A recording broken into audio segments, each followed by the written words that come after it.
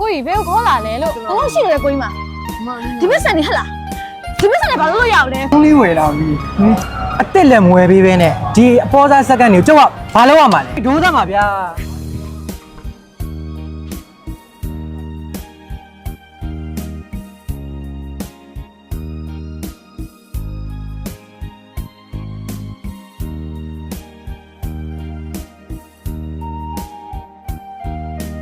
ဟဲ့တို့လေးဟိုမလာရှမ်းခေါ်လေးစားမယ်လေနော်ဟုတ်တယ်တက်တာ သူကအမိုက်လေးကောက်မလို့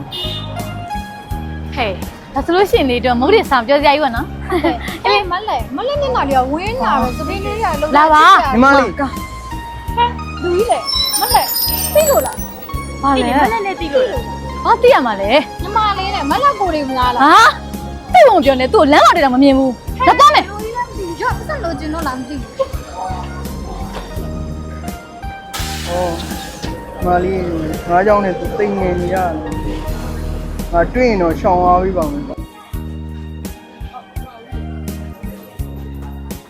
ငါဆိုင်ရှိမှာဘာလဲကောင်းတာလဲရှုပ်ရှိရနဲ့ ဟိုအမိုက်လေးလာကုန်တယ် တော့သွားဖို့တော့ကြည့်မြုံကြည့်မယ်ဘာလဲ ခြေဘူးလေးပါမိုက်ဖြင့် အာရှုပ်ရှိတယ်ဘာမှမသိဘူးလာမသိဘူးကြည့်မယ်ဘာလဲငါဆိုင်ချက်ဘာကိုရလဲ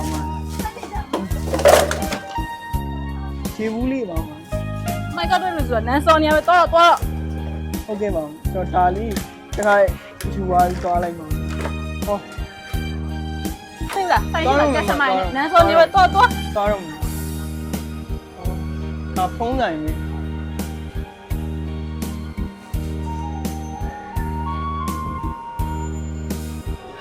ငါညီလေးပူဇာတာတဲ့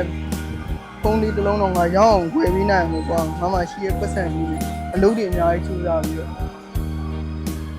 ငါညီလေးတော့ဖုန်းလေးတစ်လုံးတော့ဖြစ်အောင်တော့ဝယ်ပြီးပြီ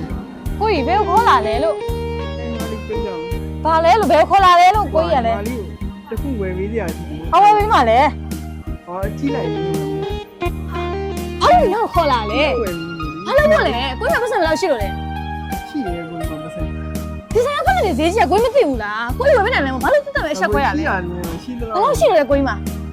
ဒီပတ်စံနေဟလားဒီပတ်စံတွေဘာလို့ရအောင်လဲကိုကကိုနေအချက်ခွဲတာပဲ ငါလေးရေကိုရှိရနေတယ်ဝယ်ပြီးတာကွာဒီငါညီလေးတော့ငါဖုန်းဝယ်ပြီးပတ်စံကြီးစီတာပြီနောက်ဆုံးတော့အိုင်စတာမှာငါဖုန်းလေးတစ်လုံးတော့လာဝယ်နိုင်ပြီငါညီလေးလည်းတိတ်ကြော်အောင်ပါ